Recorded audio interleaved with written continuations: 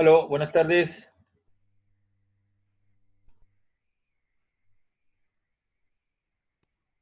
La profe, Hola, buenas tardes, ¿cómo están?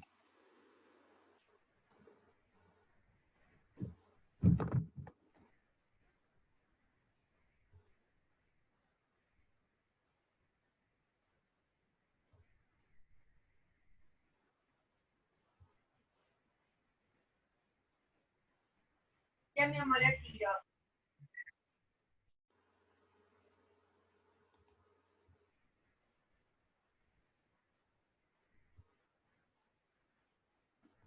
¿Cómo les va?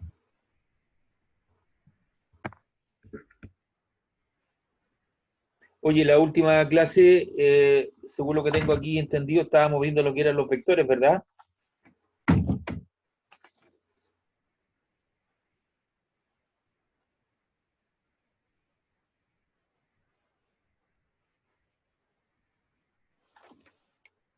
Aló, Estuvimos haciendo unos ejercicios, ya, de vectores, sí.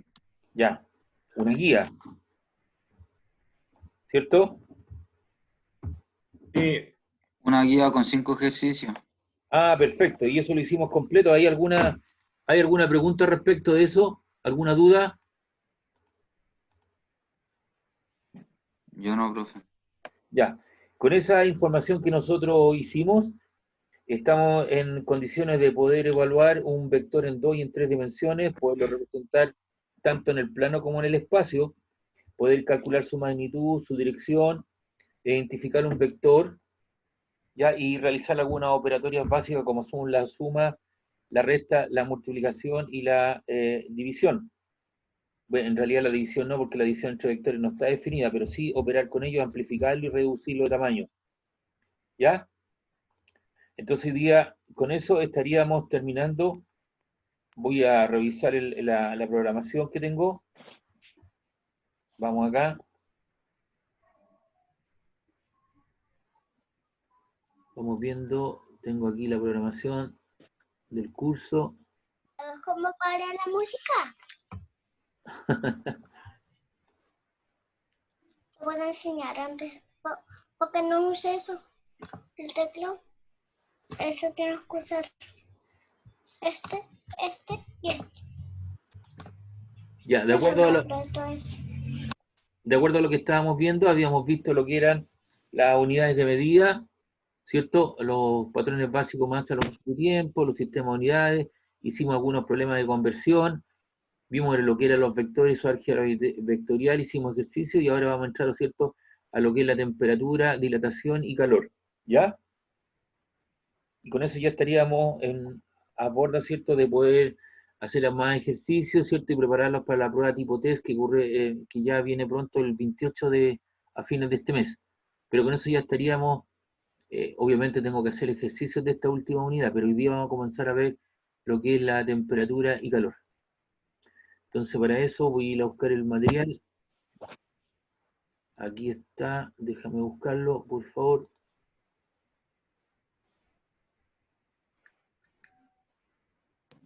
Aquí está la unidad de calor. Esto es calor y termodinámica.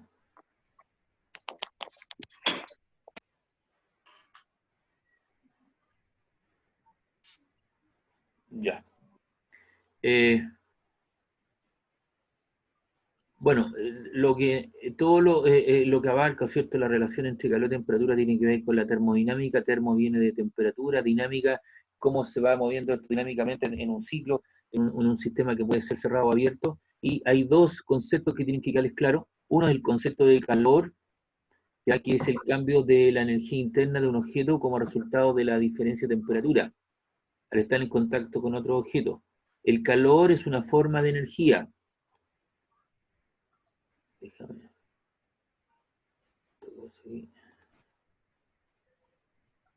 No, mi documento.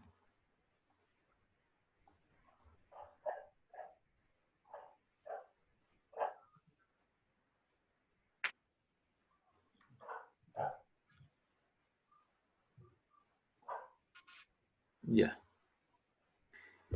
Lo que tiene que quedarle a usted es cierto que el calor es una forma de energía,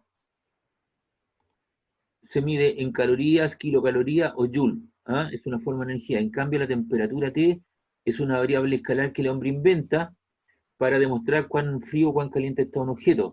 Y para eso él inventa ciertos sensores que son los termómetros, y los termómetros ciertos están basados en dos puntos fijos y estables. Es un tubo capilar que en el punto centro tiene un líquido que normalmente puede ser tolueno, alcohol o mercurio, y ahí aparecen las escalas termométricas, ¿cierto? Como la escala Celsius, la escala Fahrenheit y la escala Kelvin. Fíjense bien que la escala Kelvin no se le colocaba la pelotita de grados, sino que a las otras dos escalas sí. La escala Celsius, la que usan los países anglosajones. Profe, Dígame. esta clase es la del 163A, ¿verdad? Claro, la del 163A. Lo que pasa es que esto lo repetí yo para el 292B porque el programa de asignatura es el mismo. Entonces aprovecho que esto ya lo tengo escrito y por eso lo hago, pero esto lo formalizo, le cambio después la nomenclatura y le coloco ahí 163A. Ya, oiga, profe, Dígame, por aquí por el chat dice que hay algunos compañeros que aún esperan. aquí te estoy admitiendo. Ya, ahí puse a 3 más. Ya, Ya, ahí estamos. Estamos con 30 participantes, lo cual ahí llegó otro más, ahí está. Y ahí tenemos 30 ya, participantes. gracias, profe. Listo, ok, gracias. Déjame revisar esto, estamos, ahí está. Ya, entonces, dos conceptos que ustedes me tienen que tener claros. Cualquiera que esté en mis clases tiene que hacer la diferenciación entre lo que es el calor y la temperatura. Muchas veces dice, oh, que hace calor, sí, la temperatura está alta. No, usted tiene que tener claro que son dos conceptos distintos. Así como hay una confusión entre peso y masa, que la gente lo confunde, pero como usted se está preparando para ser un técnico universitario de bando medio, usted estas cositas tiene que hacer la diferenciación con el resto de la gente. Por eso que usted estudia la Santa María. Estas cositas las tiene que tener como menos perito, para que se pueda desenvolver muy bien en su campo laboral. Entonces el calor es una forma de energía y la temperatura es una variable escalar que el hombre inventa. Vamos viendo esta cosa aquí, espérame. Entonces, esos dos conceptos. Ahora, hay una ley cero de la termodinámica. Déjame ver, yo que hice un dibujito aquí.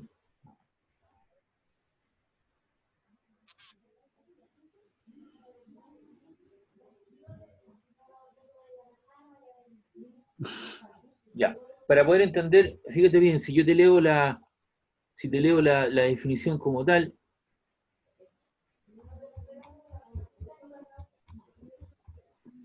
así de pe a pa, ¿cierto?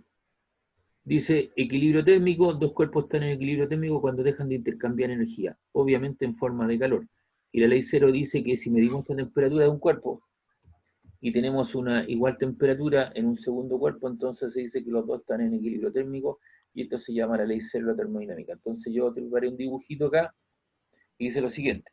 Si tú tienes dos objetos de algunas características, un objeto A y un objeto B, de tal manera que inicialmente el cuerpo A está a una temperatura T sub A y el B está a una temperatura T sub B, ¿cierto? Son dos cuerpos aislados, sistema idealizado, de tal manera que la temperatura del cuerpo A es mayor que la temperatura del cuerpo B. Entonces, si estos dos cuerpos yo por alguna situación física los coloco en contacto, se produce una transferencia de energía de los cuerpos calientes hacia los cuerpos fríos en forma de calor. Ahí está el Q, ¿eh? Va para allá en ese sentido. Y esto ocurre hasta que ambos cuerpos adquieren una temperatura de equilibrio. Y esa temperatura de equilibrio es igual a la temperatura T sub A, es igual a la temperatura T sub B. ¿Ya? Y dejan entonces en ese momento, han alcanzado el equilibrio térmico y dejan de transferir energía en forma de calor. Si este cuerpo inicialmente estaba, suponiendo, a 100 grados Celsius y este estaba a 70, los coloco en contacto, se produce una transferencia de energía hasta que los dos, por ejemplo, podrían alcanzar unos 55 grados Celsius. El A queda con 55 y el B queda con 55 grados, es decir, alcanzaron la temperatura de equilibrio, alcanzaron su estado de equilibrio, por lo tanto ya no sigue habiendo transferencia en forma de calor. La naturaleza lo predice de esa manera, trata de equilibrar los sistemas se tratan de equilibrar, por eso hay centros de alta presión y centros de baja presión.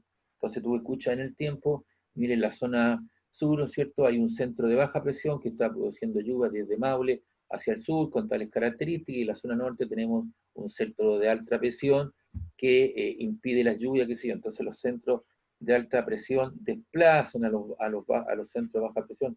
Por eso que normalmente la zona sur está lloviendo, ¿cierto? Y la zona norte todavía no tenemos lluvia, pero trata de haberse un equilibrio entre los sistemas. Y esa es la famosa ley cero de la termodinámica. Y ahí les coloqué el dibujito, ¿eh? En la parte posterior. Ahí está. ¿Ya? Entonces, estamos aprendiendo dos conceptos. Primero, el concepto de calor y temperatura, que son dos conceptos distintos, y la temperatura es una variable escalar que el hombre inventa para demostrar cuán frío o cuán caliente está un objeto, y por eso aparece en la escala de temperatura. Además de eso aprendimos lo que era la ley cero de la termodinámica. Y el hombre inventa estos termómetros, que son instrumentos que están basados en un tubo capilar de vidrio muy delgadito, ¿cierto? En el interior hay una masa de un líquido que tiene que cumplir ciertas propiedades, ¿ya? Y aparecen diferentes tipos de termómetros, y las cualidades de estos líquidos tienen que ser opacos, obtener un alto grado de pureza, que se dilate uniformemente durante el intervalo de temperatura, que el líquido no se adhiera a las paredes del tubo, que sus puntos de fusión y ebullición sean distantes. Cuando hablo de fusión, me refiero, ¿cierto?, a la temperatura, ¿cierto?, en la cual coexiste una mezcla de hielo y agua, y es de ebullición cuando tengo agua hirviendo. Y diferentes tipos de termómetros. Están los termómetros clínicos, los termómetros de máxima y mínima, están los de gas, los metálicos, los de pirómetro óptico, ¿ya? Existen también los de la termocupla, ¿cierto? Que también, y existen un digital y una serie de termómetros que ha visto usted en la televisión. Cuando la gente está midiendo la temperatura, tú vas a un supermercado, a un mall, a alguna cosa, te miden la temperatura, y la gente usa diferentes tipos de termómetros que nos permiten evaluar, ¿cierto?, la temperatura corporal en este caso. Entonces, siempre les digo a mis alumnos, sobre todo de construcción, si el día de mañana, porque usted va a aprender otras cosas adicionales, cómprese un ¿cómo se llama? Un multitester, multipropósito, multimedida, que te mide voltaje alterno continuo, resistencia, corriente alterna continua, te mide temperatura mediante una termocupla, puede medir campo magnético, resistencia, diodos, qué sé yo, y eso quizás sería bueno tenerlo porque manejar la mano, porque de repente esas cosas se necesitan sobre todo en terreno. No son caros, pero en el tiempo, así como una calculadora, también comprarse un multitester, creo que sería buena inversión tenerlo ahí como una herramienta que la ande trayendo en su camioneta cuando anda en terreno, etcétera. Ya, pues entonces, una vez que tenemos claro eso, el hombre inventa escalas de temperatura, y existen tres escalas de temperatura. Una es la escala Celsius, que la inventa, ya le he mencionado, saber un poquito la historia, el astrónomo sueco Anders Celsius, 1742, y que establece o divide el rango de temperatura entre la congelación y ebullición del agua en 100 partes igual, y cada parte, ¿cierto?, de la división corresponde a lo que se llama un grado Celsius, ¿ya? Y también está la escala Fahrenheit, que se establece en 1724 por el holandés alemán Gabriel Daniel Fahrenheit, y se divide en 180 partes entre los puntos de fusión y ebullición, y cada uno de esas particiones es lo que se denomina un grado Fahrenheit. Y también, bueno, la primera escala, la Celsius, es la que usamos normalmente los países latinos. Latinoamérica en general usa la escala Celsius, los países anglosajones, Europa en general usan los grados Fahrenheit, y aparece la escala Kelvin, que es la que se utiliza fundamentalmente para efectos de investigación, revistas indexadas, ¿cierto?, que o hacen alguna investigación o una propuesta, ¿cierto?, de alguna investigación a nivel internacional, se usa la escala Kelvin. Y es la prolongación hasta el cero absoluto, una temperatura hipotética que caracteriza una ausencia completa de energía calórica. Y cada una de estas particiones es lo que se llama un grado Kelvin. Si usted se da cuenta, yo no le coloco la pelotita de grado Kelvin, ¿eh? Sí al grado Fahrenheit y sí al grado Celsius. Cuidado con eso, porque averigüe por qué no se le coloca el grado a la pelotita de grado al grado Kelvin. Colóquelo ahí en Google y va a encontrar la explicación. Y aquí hay una tabla de comparación entre los grados Celsius Fahrenheit. Cuando tú tienes agua hirviendo, tenemos 100 grados. En grados Fahrenheit serían 212, punto de congelación del agua 0 y 32, temperatura corporal del cuerpo humano 37, 98.6 y una temperatura ambiental confortable entre los 20 y 25 grados Celsius y para los grados Fahrenheit entre 68 y 77 grados Fahrenheit. Y aquí están los 3 termómetros, les coloqué los 3 termómetros. A propósito, todo este material ya está en el aula, pues yo se lo estoy explicando. Lo ha visto, ¿verdad? ¿Este material lo vio? Sí, profe. Ah, profe. Ya, pues yo lo que hago ahora es tomar ese material y explicárselo a las partes, de manera que cuando usted lo vaya a leer más o menos de nuevo, entienda y sepa que su profesor le ha explicado y que no es un material que está ahí. Pues eso es lo que estoy haciendo. La escala Celsius entonces se divide en 100 partes iguales. Toma como punto de fusión, como punto fijo y estable el 0, donde coexiste una mezcla de hielo y agua, ya volviendo a 100 grados y cada una de estas partes, divisiones, corresponde a 1 grado Celsius. Y se divide en 100 partes. En cambio, el grado Fahrenheit se le adecúa o se le da arbitrariamente el valor 32 al 0 y al 212 se le asocia al 100. Y se divide en 180 partes. Si tú restas 212 menos 32, tienes 180 partes iguales. Y aquí tienes 100 menos 0, tienes 10 divisiones. 100 divisiones. Y el grado Kelvin arbitrariamente se le da el 273 y el agua hirviendo, ¿cierto?, se le da el 373. Y cada una de estas partes corresponde a lo que es un grado Kelvin. Entonces, fíjate bien, por favor, que numéricamente hablando, la definición obviamente es distinta, pero numéricamente hablando, 1 grado Celsius corresponde numéricamente, en cuanto a la magnitud o módulo, corresponde a 1 grado Kelvin. Por lo tanto, si tú estás haciendo una división de grado Celsius partido por grado Kelvin, no tienes que hacer una conversión, simplemente lo simplificas. Porque obviamente numéricamente hablando son la misma cantidad. Tienen la misma división. Entonces, esas son las 3 escalas. Aquí está nuevamente la definición de las 3 escalas. Me la voy a saltar porque lo acabo de leer con un poquito más de definición, usted lo ve. Y los alumnos preguntan, ¿y la fórmula? ¿Cuál es la fórmula? Bueno, aquí están las relaciones. Primero, ¿cierto? Cuando tú tienes una temperatura, la quieres llevar de grados Celsius a grados Fahrenheit, tú usas esta ecuación o relación que estoy dando ahí. Aquí hay que tener claro, ¿cierto?, la operatividad, ¿cierto?, de los signos y el uso de los paréntesis. Ya lo hemos visto más de alguna vez. Por ejemplo, si tú quieres pasar una temperatura en grados Celsius, la quieres llevar a grados Fahrenheit, esa temperatura en grados Celsius tú la tienes que multiplicar por 9 y ese resultado dividirlo en 5 y luego a ese resultado de esa operación le sumas 32 y obtienes el lugar la temperatura en grados Fahrenheit. Si tú quieres pasar de grados Fahrenheit a grados Celsius, obviamente despejando convenientemente esa ecuación, hay un paréntesis acá, se desarrolla primero el paréntesis, colocas aquí la temperatura en grados Fahrenheit, le restas 32, ese resultado lo multiplicas por 5, luego lo divides en 9 y tienes la relación en grados. Corta. Luego, para pasar de grados Celsius a grados Kelvin, lo que haces, ¿cierto? Tomas la temperatura en grados Celsius, le sumas 273 o 273,15 y lo obtienes en temperatura en grados Kelvin. Igual cosa si tienes una temperatura en grados Kelvin. Tomas esa temperatura en grados Kelvin, le restas 273,15 o 273 y la obtienes en grados Celsius. Y esas son las ecuaciones que nos permiten, ¿cierto?, establecer conversiones de unidades, ¿cierto?, ¿Por qué no? para esas temperaturas. Si alguien me dice, oiga, profe, ¿no existe una relación entre grados Kelvin y grados Fahrenheit? No, bueno, no existe. No existe la ecuación. Entonces lo que tengo que hacer yo es usar como puente la escala Celsius. Es decir, si yo quiero pasar de grados Fahrenheit a grados Kelvin, los grados Fahrenheit los llevo a grados Celsius y los grados Celsius los tengo que llevar a grados Kelvin. Entonces lo uso como escala y obtengo una conversión indirecta. De igual manera, si los grados Kelvin los quiero llevar a grados Fahrenheit, los grados Kelvin los paso a grados Celsius y los grados Fahrenheit, los grados Celsius los paso a grados Fahrenheit y obtengo una relación indirecta, pero usando como puente la escala Celsius. Y acá tenemos algunos ejercicios que vamos a establecer. Vamos a hacer. Vamos viendo.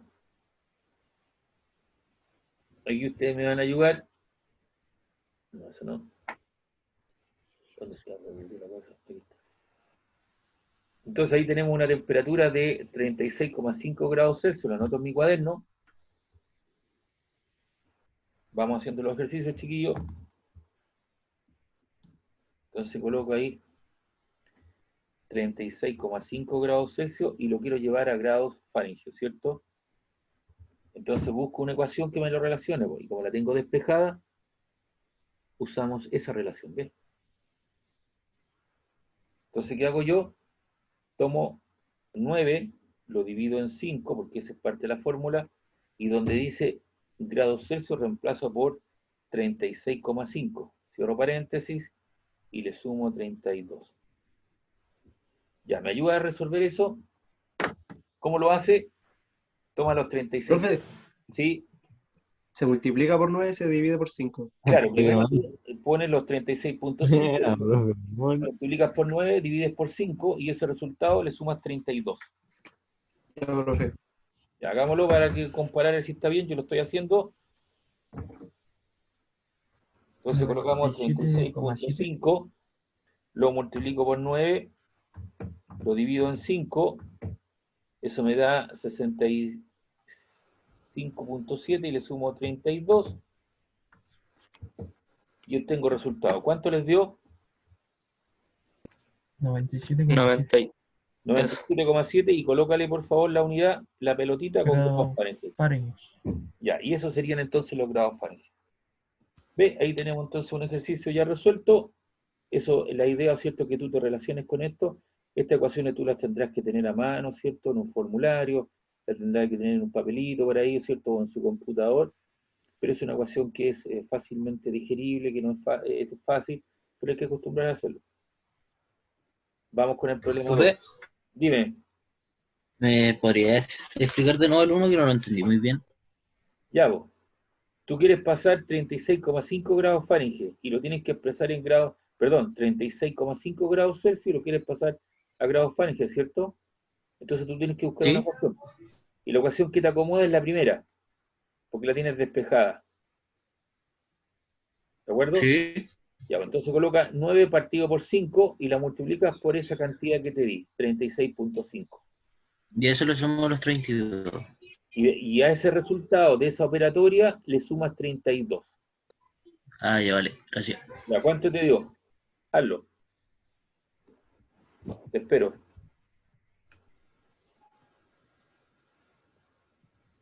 Profe, el resultado se expresa en grado, ¿verdad? Grado Celsius. No, pues en grados Fahrenheit. Tienes que colocar la pelotita de grado y una F. Ah, de veras. ¿Te dio el resultado? Sí. Listo. Vamos con el otro. Voy a hacer el problema 2. Yo voy a hacer uno de ellos. Usted después hará el otro, pues yo voy a hacer la letra B. ¿De acuerdo? Después usted hace en su casa, hace el APO, como ejercicio. Voy a hacer la temperatura de menos 30 grados Celsius. Entonces ahora dice expresar en grados Fahrenheit la siguiente temperatura. Entonces ocupo la misma.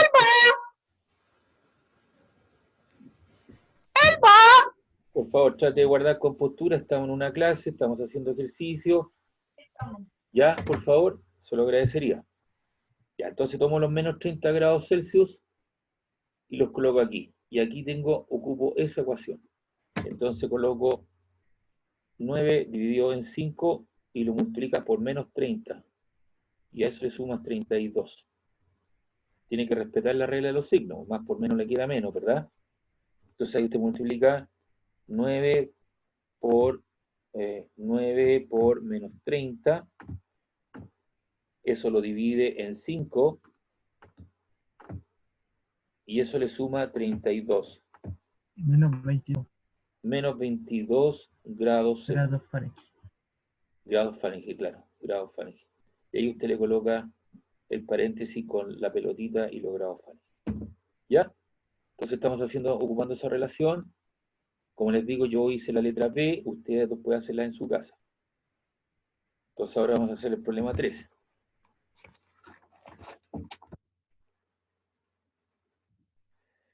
Entonces dice aquí expresar en grados Celsius las siguientes temperaturas. Yo voy a hacer el A, después en su casa usted hace la letra B. Dice la temperatura de 152 grados Fahrenheit. Y eso lo tengo que llevar a grados Celsius. 152. Entonces voy arriba de mi ecuación y pareciera que esta es la que me sirve, ¿no? Porque tengo despejada mi incógnita, ¿ves? Entonces aquí coloco, abre paréntesis, la temperatura en cuestión es 152, le resto los 32 y eso lo multiplico por 5 y divido por 9. Primero lo que ejecuto al interior del paréntesis. 152 menos 32, eso te queda 120, lo multiplicas por 5 y lo divides por 9. 120 por 5, te queda 600 y eso lo divides por 9. Y eso te queda 66,6, le pones una rayita arriba y le pones grados Celsius. El que le coloque la rayita al primer 6, eso significa que es periódico. ¿Les da el resultado, chiquillos? A mí sí, profe. Sí, profe. Sí, profe. Los 6 Ya, de parcial. ¿ves? Ahí estamos ocupando entonces las relaciones. Pareciera ser que no es muy difícil, pero el propósito de esto es manejar adecuadamente la operatoria algebraica, tener la prioridad de los paréntesis, respetar los signos, ¿cierto? Y eso y manejarlo y uno con la calculadora lo puede hacer rápidamente. La letra B usted lo hace, ¿cierto? Ocupando, después lo hace en su casa. Ya. Yo voy a hacer aquí el problema 4, voy a comenzar con la letra C. 4, letra C. Entonces tenemos ahí, la letra C dice la temperatura de 50 grados Celsius y la debo llevar a grados Kelvin. Entonces tengo que encontrar una ecuación que me relacione directamente los grados Kelvin con los grados Celsius. Y de acuerdo a nuestro cronograma, aquí tenemos, ¿ve? Jugamos esta ecuación. Porque tú tienes aquí los grados Celsius, le colocas la cantidad que son 50 y le sumas 273. Vamos a colocar 273. Si alguien lo quiere hacer con 273,15 también lo puede hacer. Entonces ahí le sumas 50 más 273 y eso te queda 323 grados Kelvin, sin la pelotita de grado. Aquí tiene la ecuación. ¿Les da el resultado, chiquillos? Sí, profe. Sí, profe. Listo. Después usted en su casa repita lo mismo con la letra B. Profe, Dígame.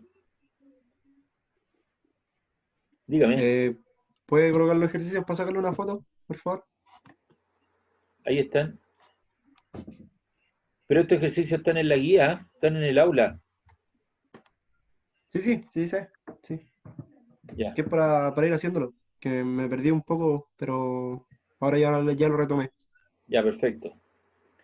Voy a hacer la letra, así como hice la letra C, y con eso puedo yo hacer la letra D. Ahora voy a hacer yo la letra A. La letra A dice la temperatura de 72 grados Fahrenheit. Y me piden llevarlo a los grados Kelvin. Entonces, fíjate bien, tengo que encontrar una ecuación que me relacione los grados Fahrenheit con los grados Kelvin. Pero no tengo una relación directa, ¿te das cuenta?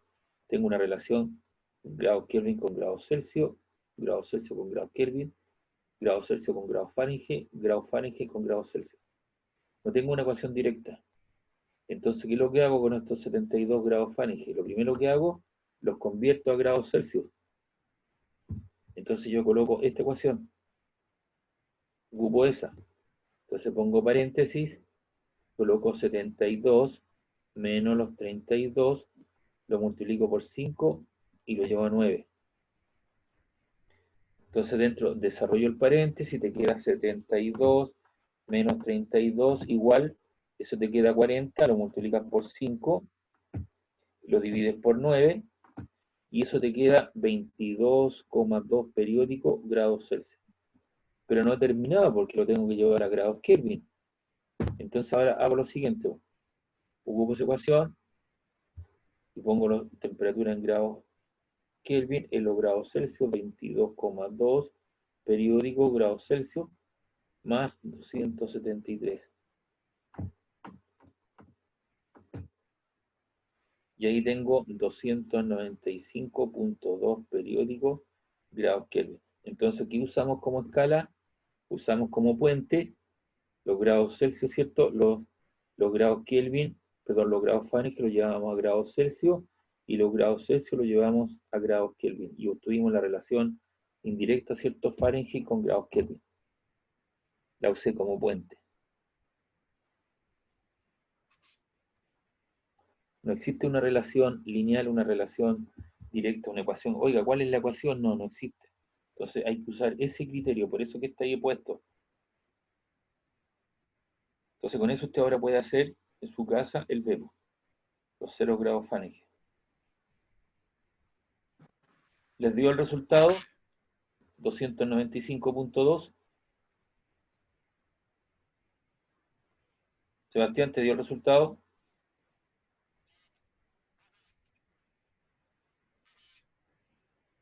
$295.2.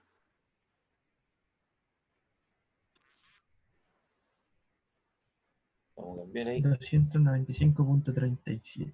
Ya, ok, consideraste todos los decimales, no hay ningún problema.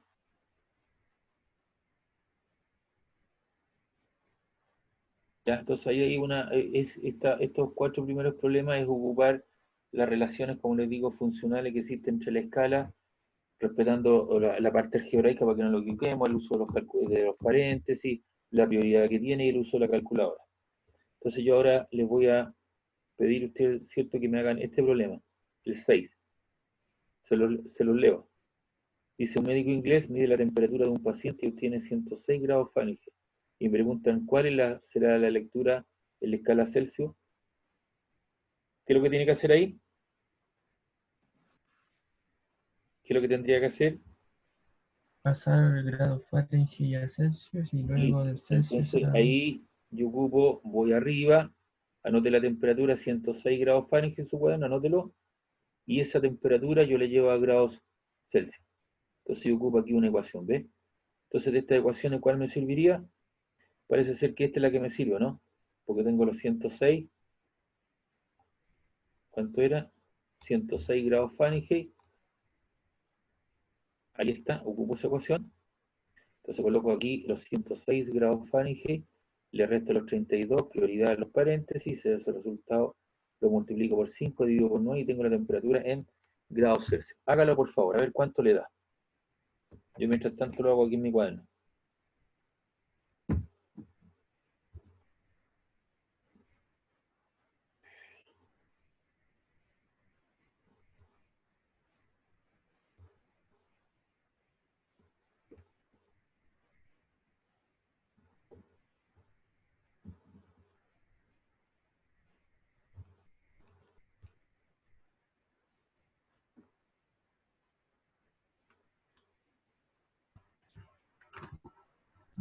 ...41,1 periódico grados Celsius. 41,1, ¿cierto? Y le colocan la unidad, por favor, grados Celsius.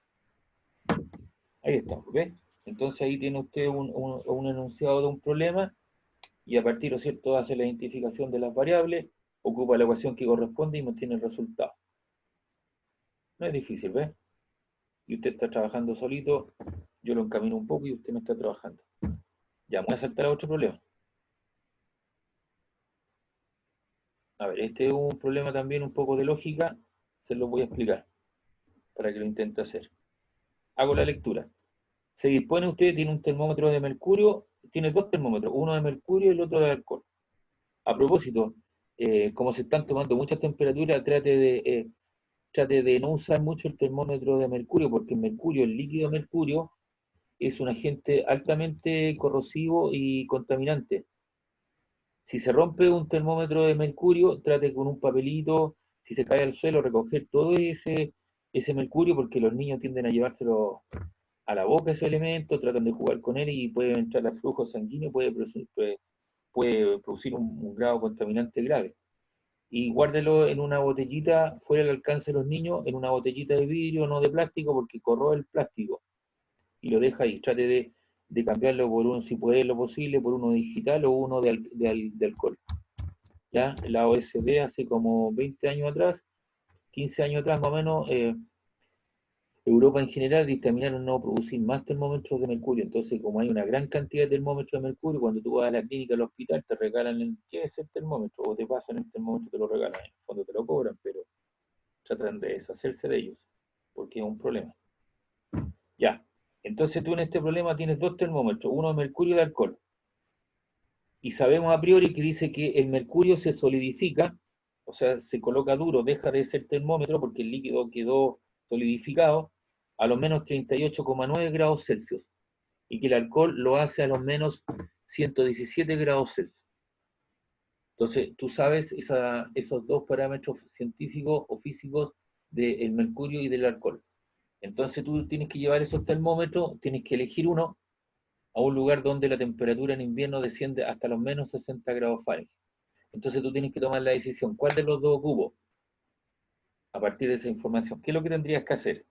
¿Qué es lo que harías tú? Los pares que a Celsius, ¿no?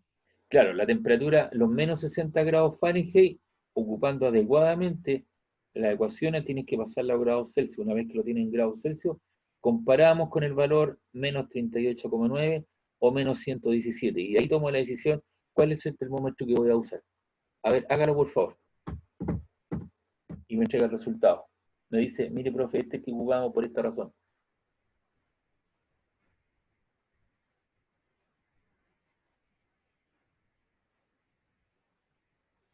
Son menos 60 grados Fahrenheit, ahí está la ecuación. Entonces, habría que ocupar esa ecuación, ¿no? Ahí colocan los menos 60, le restan los 32, ese resultado lo multiplicas por 5, divides por 9 y obtienes el valor en cuestión.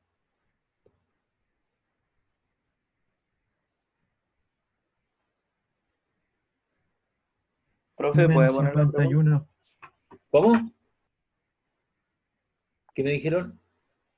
Si es que podía poner la pregunta, por favor. Ya. Ahí está el 10. Da menos 51,1 grados Celsius. Menos 51,1. Ya. Sí. Y en función de eso, ya, los menos 60 grados Fahrenheit lo pasaron a grados Celsius, ¿no? Y te da menos 51,1. Es decir, la temperatura más baja. ¿Qué pasa si yo llevo el de mercurio? El mercurio deja de tener utilidad, ¿cierto? A los menos 38,9. No y le sirve. En este lugar llegaste a los menos 51, abajo, que va a estar mucho más bajo, por lo tanto, el termómetro deja de tener utilidad. En cambio, el de alcohol puede, ¿cierto?, resistir hasta los menos 117 grados Celsius. Y yo voy a los 51, algo, por lo tanto me quedan casi 50 grados, ¿cierto?, de holgura, ¿cierto?, de espacio, yo para poderlo utilizar. Por lo tanto, ¿qué es lo que haría yo? ¿Cuál es el que llevo? El termómetro de mercurio, de alcohol. De alcohol. El de alcohol. Ahí usted está comparando entonces esa situación. ¿Ya?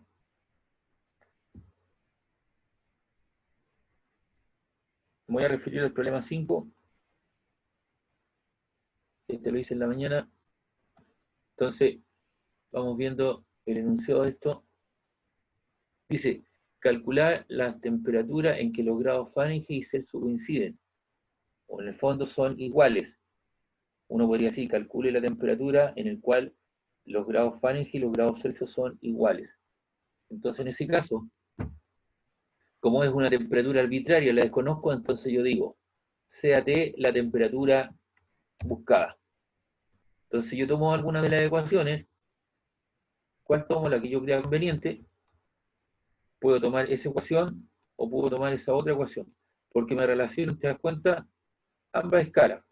¿Cuál ocupo? La que usted crea conveniente. Yo ocupé una de ellas, ocupé esa que estaba ahí. ¿Ya? Y como T es la temperatura arbitraria, donde dice grados Celsius, la reemplazo por la temperatura T. Abro paréntesis, donde dice la temperatura en grados Fahrenheit, también debe ser la misma temperatura T. Menos 32 por 5 dividido por 9. Entonces, tengo que tratar de agrupar los que tengan T a un costado, pero aquí tengo un número que está dividiendo, que pasa al otro lado al T multiplicando, ¿no?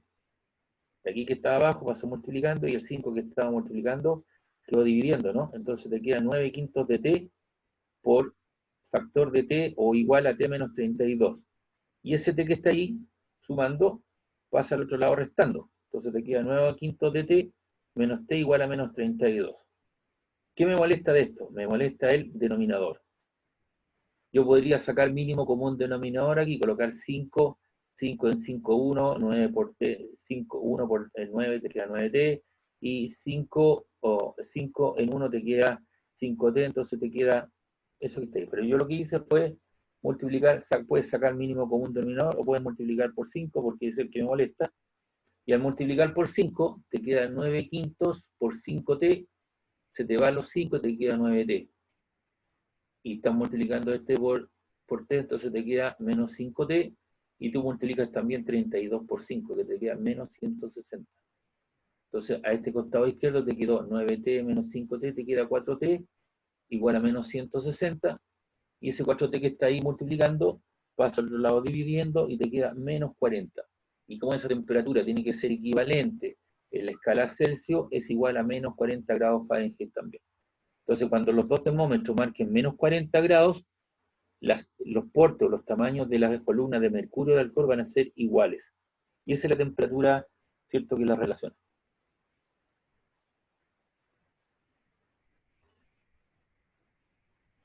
Este problema desarrollado, ¿cierto?, se lo voy a subir también ahí al aula en cuestión.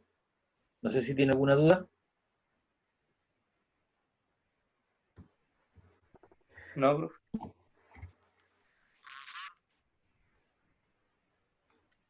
Bien, en la misma línea de ese ejercicio aparece, dice acá el 9, por eso me la jugué con él, dice a qué temperatura un termómetro a 1 grado Celsius marca numéricamente 1/3 en grados Fahrenheit. Entonces lo que hice yo aquí, dije CAT la temperatura buscada, entonces tomo esa relación nuevamente, la misma la copié ahí, entonces coloco aquí la temperatura T, pero la otra tiene que ser 1/3 de la anterior, entonces donde decía la temperatura T sub F, coloco T tercios, dividido menos 32, multiplicado por 5 y dividido por 9. ¿Y qué es lo que tengo que hacer ahí? Desarrollar toda la expresión. Entonces yo podría decir, este problema, ¿cierto? ¿A qué escala, qué valor de temperatura en una marca el doble de la otra? Entonces yo de un termómetro en grados Fahrenheit marca el doble en grados Celsius, entonces yo debería colocar aquí 2T. O un termómetro, digamos, en grados Fahrenheit marque la quinta parte, entonces debería T partido por 5. O marque, ¿cierto?, el triple, ¿cierto? 3T, y aquí coloco T. Entonces hay una serie de combinaciones que uno podría jugar, ¿me entiende? Entonces es cosa de combinarlo adecuadamente, entender el problema y desarrollar algebraicamente, ¿cierto?, lo que está multiplicando, pasa dividiendo, sacar mínimo común denominador, y eso tiene que ver con el problema planteado.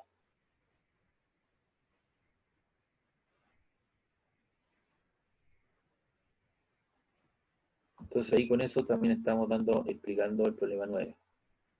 ¿Ya? Entonces si yo voy a retroceder para explicar qué es lo que hemos hecho con esto, para resumir un poco, hoy día entendemos, ¿cierto?, o hemos logrado entender que cuando, digamos, el calor es una forma de energía, que esta forma de energía, ¿cierto?, es una forma de energía que se mide en calorías, kilocalorías, joule, que la temperatura, ¿cierto?, es una variable escalar que el hombre inventa para demostrar cuán caliente, cuán frío está un objeto, y para eso inventa los termómetros que tienen ciertas propiedades y cuyos puntos fijos y estables están en función de la fusión y ebullición del agua. Y ahí aparecen 3 escalas de temperatura, que es la que utilizamos, ¿cierto? Encontramos las relaciones funcionales de la ecuación y desarrollamos algunos problemas o ejercicios a desarrollar. Y existe una ley cero de la termodinámica que dice que si hay dos objetos que están a una diferencia de temperatura, dos cuerpos aislados, ahí inicialmente, por eso pongo TA mayor que TB, y por alguna razón los coloco en contacto, se produce una transferencia de energía de los cuerpos calientes hacia los cuerpos fríos, y esto dura hasta que ambos cuerpos adquieren una temperatura de equilibrio o una temperatura intermedia entre los valores extremos, y ahí encontramos el equilibrio térmico, y eso tiene que ver con la ley cero de la termodinámica. Obviamente, esto no funciona, por ejemplo, en invierno. Si tú tienes los pies helados, te colocas el guatero sería el sistema A y el B serían tus pies. Si tú lo colocas en contacto, se produce una transferencia de energía desde el guatero hasta tus pies, y eso dura hasta que ambos cuerpos alcanzan una misma temperatura de equilibrio. Unos pierden energía y los otros ganan energía de acuerdo a la ley de conservación de la energía. Pero ahí está en contacto con la frazada, la sábana y otras cosas, ¿cierto? Por eso que esto se dice en una situación idealizada, ¿cierto? En un sistema ideal. ¿Ya?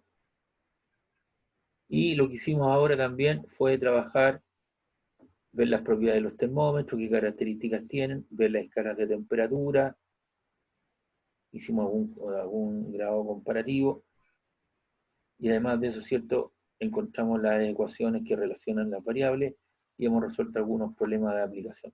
Y les dejé algunos de tarea para que ustedes lo hagan. Y al final del proceso les dejé el dibujito ahí que tiene que ver con la ley cero de la termodinámica. ¿Hay alguna consulta, alguna duda hasta aquí?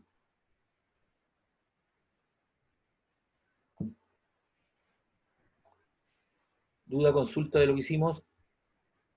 Entonces aquí, más que nada, usted ya ahora está en condiciones de poder hacer conversión de unidades usando las ecuaciones como corresponde. Esto lo tendrá encima en un papel, en su computadora, futuro. O tendrá un conversor. Hay conversiones que te pasan, te da esta ecuación, tú colocas el número aquí, apretáis Enter y te da el resultado al tiro. Te lo hace el computador, el conversor de unidades. Pero hay que saberlo manejar. Bien, ¿hay alguna consulta de esto para pasar, ¿cierto?, a otras cositas? Yo por lo menos no. Ya. ¿No hay duda de esto? Bien. Voy a guardar esto.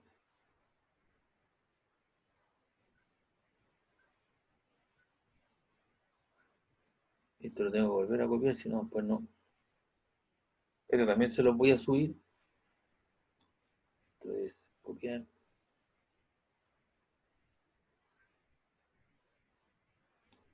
Profe, ¿Sí? los videos que subió al aula no se pueden ver. No. Salen que están privados o algo así. No lo sé. Yo traté de hacerlo y subí algunos de ellos y los veo, pues tendría que entrar a analizarlos. Voy a preguntar eso cómo se hace porque Profe, cómo hacerlo y lo hice. ¿Ah? en la clase anterior también el profe nos dijo que lo había subido los videos privados con contraseña y que dijo que creo que tiene que sacarle nomás la contraseña, Ya. colocarlos públicos, una cosa así. No, yo lo puse ahí público para los que estén anexados a la carpeta. Ya, A ver, primero tienes que tener cuando subes un video, ¿cierto? Decir que no es para contenidos para niños, porque eso lo veo. Y dice, la visibilidad dice no listado oculto, o sea, solamente lo pueden ver aquellos que están anexados a la carpeta del curso. No lo hago público, sino que lo hago para mis alumnos, ¿me entiende? Para que lo vea en esa situación. ya. Así lo hice. Entonces, si usted está en el listado, debería verlo. Por eso no lo puedo ver. Voy a ver qué pasa. Tampoco me permite, pero es porque no me aparece usted como profesor en el aula. Ahí estamos. ¿Y con quién está usted? No me aparece ningún profesor. No me aparece ningún profesor. Ya, vemos entonces, ahí dónde está el En problema. el SIGA sale usted, pero en el aula no tengo a nadie. ¿Qué quiere que le diga? ¿Cuál es tu nombre, por favor? Eric Cornejo. Eric, ¿qué quieres que te diga? Pues tú eres alumno mío y yo lo subo mi listado, ¿cierto? Lo hago oculto y solamente se los muestro para que lo vean mis alumnos que están anexos. Ahora, si tú no apareces anexado a ningún profesor, eso ya no escapa un poco a mi quehacer como profesor. Yo estoy subiendo mis videos, están apareciendo mis clases, si no te lo permite ver es porque ahí hay un problema de inscripción, un problema de matrícula que no lo puedo resolver yo ese tema. Entonces habría que mandarle un correo al jefe de carrera, porque yo tampoco lo puedo ver. Claro, para ver cómo se soluciona eso, cómo lo pueden ver. A lo mejor tú estás en otro paralelo, pero debería estar conmigo. Yo lo hago para el 163 A, B y C. Y he subido todas las cosas que he hecho. He tratado de hacerlo. Porque un video se demora a veces hasta 30 minutos en poderlo subir. Es lentísimo. Pero estos materiales, estas cosas que te estoy mostrando, ¿sí las ves? Sí, eso sí. Solamente los videos no puedo ver. Ah, ya, los PPT y todas las cosas, pero vamos a tratar de resolver eso, qué es lo que pasa, ¿ya? Lo voy a preguntar. Ya, profe. Entonces esto yo lo voy a guardar. Si aparece ahí 292B, no se haga problema por eso, porque es el mismo contenido, los mismos cursos, soy el mismo profesor, así que no se haga problema por eso, ¿ya? Si aparece 292, si yo me olvido de colocar el 163, el 163A y aparece 292B, son los mismos ejercicios, las mismas cosas, porque son los mismos programas. ¿Ya, chiquillos? Bien, voy a continuar entonces un poco.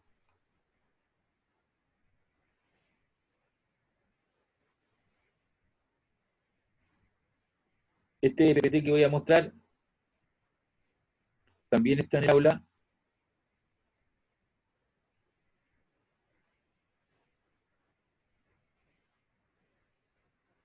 Ya.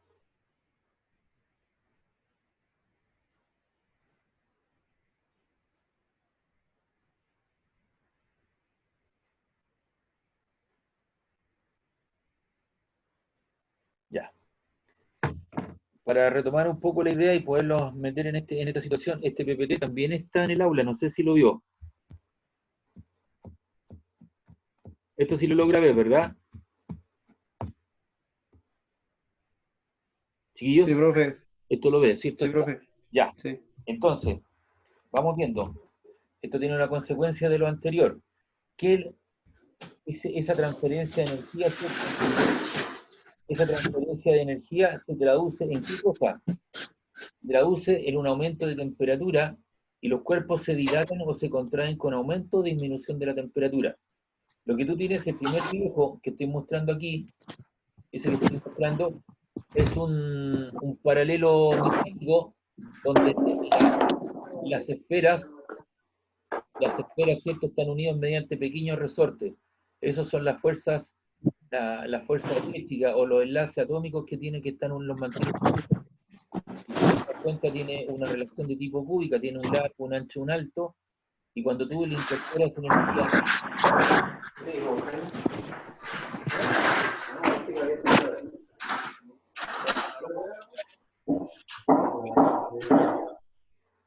Vamos a esperar aquí.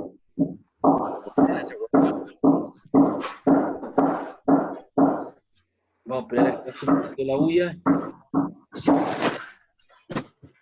Entonces, tú tienes esta primera situación, tú le incorporas energía en forma de calor y a la temperatura.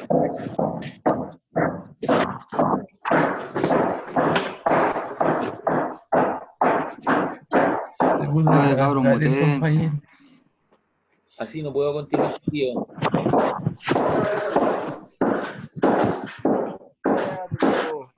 Apaga el micrófono.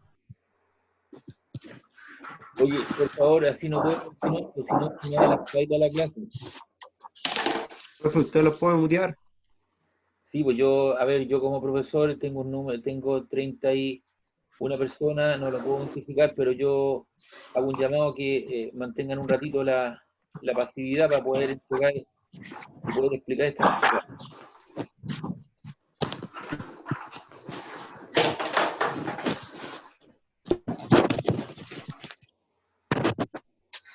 Profe, ¿no puede mutearlos usted? Sí, los tengo casi todos. Mutearlos, silenciar los micrófonos, general. Por el chat, usted los puede mutear. Si los tengo a todos apagaditos.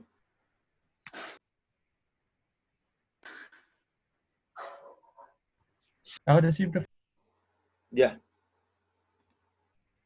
Bueno, vuelvo a retomar la idea. Ya vimos, ya cierto, el concepto de energía, la forma calor es el calor es una forma de energía, y eso se evalúa, cierto, que un cuerpo esté más caliente o más frío, cierto, mediante un concepto que el hombre inventa, que es la temperatura. Entonces lo que tú tienes acá, cierto, es una estructura mecánica, las esferas o dirían los átomos, y esos átomos están unidos mediante pequeños enlaces eléctricos, atómicos, cierto, que los mantienen unidos dentro de cierta, y tienen una distribución de tipo cúbica, ¿ya? y cuando tú le incorporas energía en forma de calor, haces aumentar la temperatura en un delta T, el delta T es la temperatura final menos la temperatura inicial. Si colocamos delta M de masa, sería la masa final menos la masa inicial. Si es un delta L de longitud, sería la longitud final menos la longitud inicial. Eso significa el delta, variabilidad. Entonces, ¿qué sucede? Se produce, ¿cierto?, una expansión tanto en el largo, en el ancho y en el alto. Lo que se produce entonces es una dilatación térmica. Los cuerpos se dilatan o se contraen con aumento o disminución de la temperatura. La amplitud aproximada de la posición es del orden de un átomo, 10 elevado a la menos 10 metros, y se mueve en esto con una frecuencia de 10 elevado a 13 Hz. Hz es 1 partido por segundo. Eso significa que estas cositas se están moviendo 10 elevado a 13 veces en un segundo. O sea, es un número muy alto, son 13 ceros hacia la derecha. Y la separación de estos átomos están del orden de 10 elevado a la menos 10 metros. Y la dilatación del objeto, cuando es lo suficientemente pequeña, comparado con las dimensiones de su cuerpo, tanto en el largo, en el ancho, en el alto, se le puede asociar, ¿cierto?, una función lineal, como una línea recta en función de la temperatura. Y tenemos algunos tipos de dilatación. Por ejemplo, si tú tienes un riel de acero, o un trozo de fierro, ¿cierto?, puedes tener una dilatación lineal. Inicialmente, LI, ¿cierto?, esta L es la longitud, que va a aumentar en un delta L, en una variabilidad, cuando esto aumenta su temperatura en un delta T. Y cuando tú tienes una dilatación, el cambio en la longitud, ese cambio en la longitud final menos la longitud inicial, es igual a alfa por LI por delta T. ¿Qué es lo que es LI? Es la longitud inicial, delta T es el cambio de temperatura, y eso, ¿cierto?, hace que esto aumente en un delta L. Y aparece un pequeño alfa. En este caso, en las clases anteriores, alfa lo hemos asociado a un ángulo, pero aquí se utiliza como, ¿cierto?, una constante que se llama el coeficiente de dilatación lineal para un material dado. O sea que en este contexto, el alfa no es un ángulo, sino que es una constante que se llama el coeficiente de dilatación lineal para un cuerpo y se mide en grados Celsius a la menos 1. Y aquí tenemos, también se puede expresar, ¿cierto?, esto que está aquí, LF menos LI, ¿cierto?, delta L, ¿ya? Delta L. Y eso es igual a alfa por LI por delta T. Entonces lo que hago es, ese LI que era negativo pasa al otro lado positivo, me quedan dos términos. Entonces te queda que la longitud final es la longitud inicial, factor de 1, más LI más alfa por delta T. Y eso te permite calcular la longitud final. Aquí tú tienes una barra inicialmente a una cierta temperatura T sub 0, con un largo inicial L sub 0, y si tú le incorporas energía, eso va a aumentar en un delta L, donde la longitud final es lo que tú tenías inicialmente, más el cambio en la longitud, debido a ese cambio de temperatura, lo cual crea una variabilidad en la longitud. Cuando yo tengo un alfa de 5 por 10 a la menos 6 grados Celsius a la menos 1, significa que la longitud del objeto cambia 5 millonésimas su valor original por cada cambio de grados Celsius de temperatura. El coeficiente alfa se considera promedio porque en general varía con la temperatura, pero comúnmente esta variación es despreciable en la escala en que se realizan las mediciones. También podemos tener un objeto que tenga una dilatación superficial o de área. Entonces, cuando yo tengo un cambio en el área, ese cambio delta área es el área final menos el área inicial, es 2 alfa por el área inicial por delta T. ¿Por qué aparece un 2? Porque tú tienes comprometido dos dimensiones. Tienes el ancho y tienes el largo. Aquí inicialmente lo que tienes tú, aquí lo que tienes inicialmente es un trozo de vidrio, por ejemplo, de un área sub 0 a una cierta temperatura inicial, y se produce un incremento en su ancho como en su largo, debido a ese cambio de la temperatura. Y el área final es el área inicial, factor de 1 más 2 alfa por delta T. ¿Ya? Entonces usted ha visto, y usted va a tener que estar atento, va a tener que colocar en una construcción vidrios. Si usted se le rompe un vidrio en su casa y trata de cambiarlo, que lo que hace, toma las dimensiones tanto en el largo y en el ancho del marco, y lo lleva al dependiente, ¿cierto?, donde va a comprar el vidrio, y le dice, quiero un vidrio de tal dimensión, y se lo corta. Y usted lo lleva a la casa, ¿cierto?, lo presenta, lo coloca, y le coloca la silicona, o la masilla, o los clavitos delgados, ¿cierto?, lo coloca a un costado, y usted coloca el vidrio, entra a presión. Pero resulta que ese vidrio va a estar expuesto a un cambio de energía, debido a aumento de temperatura, y en una época de verano donde haya mucha energía calórica, de repente ese vidrio, ¿cierto?, se le va a trizar, porque usted no consideró, ¿cierto?, el cambio en sus dimensiones debido a el incremento, ¿cierto?, debido a su dilatación. Si usted quiere cambiar ese vidrio y contrata los servicios de una persona que está constantemente colocando vidrio, un vidrio, le va a pedir el vidrio de tales dimensiones, se lo va a traer, él lo va a presentar, pero antes de colocarlo, él con un diamante va a venir, ¿cierto?, y lo va a tomar el trozo y le va a sacar una wincha. Lo cambia, ¿cierto?, y le saca una pequeña wincha. Y lo va a presentar y queda con un pequeño juego, tanto en el largo, ¿cierto?, como en el ancho. Y luego, ¿cierto?, le coloca la masilla, la silicona, y ese vidrio puede durar años y años porque el tipo, sin saber dilatación, pero su experiencia se lo indica, está considerando, ¿cierto?, la dilatación térmica a la cual se expone el vidrio. Y eso lo hacen los maestros, ¿cierto? Cuando ustedes subcontraten los servicios de maestros ventaneros, ¿cierto?, le van a hacer todas esas cosas y le van a colocar como corresponde, ¿cierto?, todos los vidrios y no van a tener problemas. También hay una dilatación volumétrica, ¿cierto? El cambio en el volumen es 3 alfa por el volumen inicial por delta T. El 3 se debe al largo, al ancho y al alto. Aquí tengo un volumen inicial debido a una temperatura inicial, y aquí tengo un volumen final que es el volumen inicial más el cambio y la temperatura inicial, ¿cierto?, más el delta T. ¿Ya? Entonces, podemos tener una expansión de un objeto sólido, ¿cierto? Tenemos una dilatación de tipo lineal, una dilatación de tipo superficial y volumétrica. Los sólidos presentan dilataciones lineal, superficial y volumétrica. Alfa 1, lineal, 2, superficiales de área y 3, volumétrica. Y aquí tienen las tablas de coeficientes, ¿cierto?, en cuestión. Aquí tienen los valores de alfa en grados Celsius a la menos 1, el ínbar, que es una aleación fierro-níquel, el hormigón, el acero, el plomo, el vidrio de Pyrex, el vidrio, cobre, latón, bronce y aluminio. Y aquí tenemos el hormigón, ¿no es cierto?, que usted va a tener que manejar. El hormigón también tiene una dilatación, 12 por 10 a la menos 6 grados Celsius a la menos 1. Antes del 1 hay 5 ceros.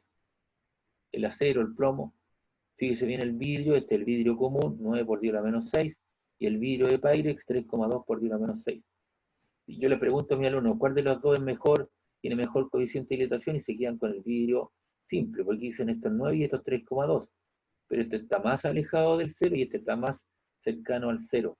Por lo tanto, el vidrio de Pyrex tiene un mejor coeficiente de dilatación. Dilatación. Por eso que la mayoría de los utensilios que se utilizan en los laboratorios, vidrio de Pyrex, pipeta y todo así, dice ahí vidrio Pyrex, porque son capaces de soportar de mejor manera estas expansiones debido a la temperatura y contracción, aumentos bruscos de temperatura. Entonces ahí tenemos el vidrio de Pyrex y el vidrio común y silvestre. Y la mayoría de los utensilios que tiene su mamá en su casa, su abuelita, su tía, ¿cierto?, alguna persona, cuando hace una lasaña o hace algo en el horno, saca los contenidos, ¿cierto?, saca rápidamente unos guantes, el recipiente, vierte el contenido, lo coloca en una bandeja y rápidamente lo lleva y le echa a correr el agua y no se quiebra, porque está estructurado, ¿cierto?, internamente para soportar de mejor manera, ¿cierto?, estas contracciones de temperatura, dilatación o contracción debido a los cambios de temperatura. En cambio, si usted coloca un utensilio de vidrio común, ¿no es cierto?, lo más probable es que se le trice o se le rompa. Ahora, todos estos valores son valores experimentales. En algunos casos, por ejemplo, el aluminio usan 22 por 10 a la menos 6. En el caso del acero usan 12 por 10 a la menos 6. Da lo mismo, son valores experimentales, y el que sea 12 por 10 a la menos 6 o 11, eso tiene que ver con las características, ¿cierto?, del experimentador quien hace estas mediciones. Pero entre 12 por 10 a la menos 6 y 11 por 10 a la menos 6, prácticamente la nada, pues si tengo 6 ceros a mi izquierda. Entonces son valores relativamente pequeños. Y acá tenemos el coeficiente de dilatación volumétrico para los líquidos. Aire, el agua, gasolina, la trementina, el mercurio, la glicerina, la acetona, el benceno, el alcohol, también tienen asociados valores. Los líquidos se dilatan 3 veces más rápido que los sólidos. Por eso que cuando usted va a echar gasolina, el bombero le dice, se lo lleno hasta arriba. Entonces usted tiene un recipiente que es metálico, puede ser de cobre, o cierto, o algún metal, cierto fierro, qué sé yo. En él echa la benzina y tiene un tubo hacia afuera. Entonces el tipo le pistolea, y empieza a llenarlo hacia arriba hasta que llega hasta el tubo hacia arriba. Entonces, en ese momento, usted queda cierto propenso a que si usted coloca su auto, su camioneta o lo que corresponda, lo coloca a un día, todo el día al sol, con alta energía solar, ¿cierto? Lo más probable es que se va a derramar combustible, porque va a subir, ¿cierto? Se va a dilatar por el costado, ¿cierto? Y va a subir por el tubito y va a derramar combustible, va a perder algo de combustible. Entonces, cuando vaya a llenar el recipiente, no lo llena hasta arriba, llénelo nomás como corresponda, ¿no? Que se lo vuelva a llenar, ¿cierto? Para poder tenerlo y evitar esos problemas de derrame de combustible. Fíjese usted que en estos tanques que están ahí en Quintero, ¿cierto? Donde está el petróleo, la benzina y todo ese tipo de cosas, está el cilindro, pero por el costado tiene una cañería, ¿no? Que va nuevamente ¿cierto? Hacia abajo. Entonces ese tubito que está al costado es para eso, para evitar los derrames. Entonces cuando comienza a expandirse, el recipiente se expande, se produce una dilatación, sí, pero el líquido como se dilata 3 veces más rápido, entonces todo lo que se va dilatando nuevamente pasa arriba, cae por el tubito por el costado, ¿cierto? Y se va nuevamente al depósito y así evita, ¿no es cierto?, que haya derretimiento o que haya, no derretimiento, sino que haya derrame debido a el combustible, porque no se está considerando entonces la dilatación volumétrica. Los líquidos en general se dilatan 3 veces más rápido que los sólidos. Y aquí tenemos algunos ejemplos, ¿ves? Aquí hay gente que no tuvo en consideración la separación entre los rieles de acero, y finalmente como estos están empotrados, ¿cierto?, a un durmiente, y cierto están con un cierto remache, en el fondo, ¿cierto?, se dilatan, chocan unos con otros y se terminan reventando las líneas de tren. Entonces aquí, esos digamos, rieles, no, la gente que los colocó no tuvo en consideración el efecto de dilatación térmica, porque el acero también se dilata. Aquí tienen también otro, esto pasó en New Jersey, fíjese bien, un día de calor, las líneas de tren se reventaron y eso hay que cambiarlo. Hay que tener los trenes y eso hay que pararlo y cambiar todas esas líneas férreas. Esto tiene que ver con usted, ¿ve? Aquí tiene un puente, ¿cierto?, donde hay una cierta separación entre el hormigón, ahí hay una canal, tienen que dejarle una cierta separación, y esa separación, ¿no es cierto?, se coloca, se hace, ¿cierto?, de manera que se le coloca una juntura de expansión. Esto actúa como una peineta. Ahí lo estoy mostrando en la cámara, entonces la peineta hace esto. Esto se dilata y se contrae de esta manera, ¿ves? Entonces hace este juego. Ahí. ¿Ves? Entonces eso evita que los dos puntos de contacto del hormigón armado, ¿cierto?, entren en contacto y se pueda reventar el puente. Donde eso lo ve usted aquí al subir hacia Las Palmas, ¿cierto? Están estas junturas de expansión. Y que normalmente la están cambiando, se hacen tiras porque los camioneros toman con mucha velocidad las cargas, entonces como que caen ahí, ¿cierto? Siguen hacia arriba, y cada cierto tiempo hay que tener la precaución de pasar, porque se han reventado esas cosas, las han hecho tiras. Entonces son las junturas de expansión. El hormigón armado se dilata y se contrae. Por esa razón, cuando usted haga un radiel o haga un trozo de cemento grande en un camino, lo que tiene que hacer, ¿cierto?, es dejarle una juntura de separación con una madera o dejarle la expansión, y luego, ¿cierto?, eso se saca y se rellena con brea o alquitrán, y eso actúa como un chicle, un elástico o un resorte. Entonces obviamente el paño se dilata tanto en el largo como en el ancho, y eso actúa como un proceso de amortiguación. O cuando no se ha hecho eso, ¿cierto?, te manda a un viejo, como le llaman, ¿no es cierto?, en la jelga, y lo coloca con una máquina, ¿cierto?, a cortar el cemento, va echándole agüita y lo va cortando y le deja una cierta separación, y una vez que se hizo esa separación de los paños, se le coloca, ¿cierto?, un poco de brea o alquitrán, y eso actúa como un proceso amortiguador. Y aquí tiene otra juntura de expansión, ¿ves? Esto es el puente de Golden Gate en San Francisco, varios cientos de kilómetros de largo, y se puede expandir, ¿no es cierto? Entonces esa juntura de expansión lo que hace, evita que ese puente se reviente, y eso es la juntura de expansión, lo que se le llama. Profe, dígame. Un ejemplo claro de error es el puente que se construyó al principio en Inglaterra, ¿o no? Al principio de década. Ya, pero ese otro efecto, te lo voy a explicar al tiro. Ya. Ya. Ese fue el puente Tacoma. Ese puente Tacoma, ¿cierto?, que tú lo ves balancearse, ¿cierto?, una serie de cosas. Hasta ese momento se construían los puentes y no se tenía en cuenta, ¿cierto?, el efecto que producía el viento en el lugar. Entonces, ese puente, aquí donde estoy mostrando, si te das cuenta, eso estaba sellado. Era mucho más alto y estaba sellado esas partes. Entonces, ¿qué es lo que pasaba? El viento comenzó a aumentar y ese puente, ¿cierto?, el Tacoma, hay video. Coloca ahí en el Google, coloca puente Tacoma y hay un video de unos 20-25 minutos y ahí el tipo te va a explicar físicamente qué es lo que pasa. Eso tiene que ver con un efecto que se llama el efecto resonancia. Cada cuerpo o cada situación tiene una frecuencia natural de oscilación. Por ejemplo, a todos nosotros nos llevaron cuando los niños, ¿cierto?, los llevan a un columpio y hay una persona que te está generando un movimiento para que te mantenga, ¿cierto?, columpiándote sin ningún problema. Y puede suceder en algún momento en que el efecto, ¿cierto?, que te genera la persona te empuja, ¿cierto?, que tiene una frecuencia, se puede igualar a la frecuencia natural de oscilación y tú como que quedas en el aire y caes violentamente al suelo. No sé si alguna vez te pasó. Ahí se igualaron la frecuencia externa de la persona que te está empujando a la frecuencia, cierta oscilación del sistema. Cuerpo humano más todo el sistema se igualaron y entonces se entra en igualdad de la frecuencia externa con la frecuencia que ejecuta y eso se llama un fenómeno de resonancia.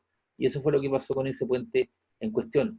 El puente se comienza a mover, hay un efecto del viento que pasaba por toda esa zona y esa cosa comenzó a oscilar y de repente, ¿cierto?, se iguala la frecuencia del viento con la cual se estaba pasando a través de él y el hormigón armado, ¿cierto?, que tiene una frecuencia de oscilación, ¿cierto?, comienza a moverse y llega un momento en que se igualan a ambas frecuencias y colapsa el puente y cae. Entonces, desde ese día, todas estas partes laterales que estaban selladas en ese momento, las dejaron, ¿cierto?, abiertas para que el viento pueda pasar por entre medio del puente y evitar, ¿cierto?, ese colapso que se sucedió. Por eso toda la tecnología y la mecánica y la física de los puentes cambió a partir de ese día. Y todos los libros hacen referencia a lo que es el puente Tacoma. Incluso hay un video que te muestra después el puente, ¿cierto?, colapsado en el fondo de ese río, qué sé yo. Pero ponte ahí en el Google, coloca video puente Tacoma y no te dura más allá de 25 minutos, pero va a poder entender cuál es la física que detrás y por eso los constructores, los arquitectos y los ingenieros, ¿cierto?, tienen que tener cuidado, ¿cierto?, con la construcción de un puente en cuestión.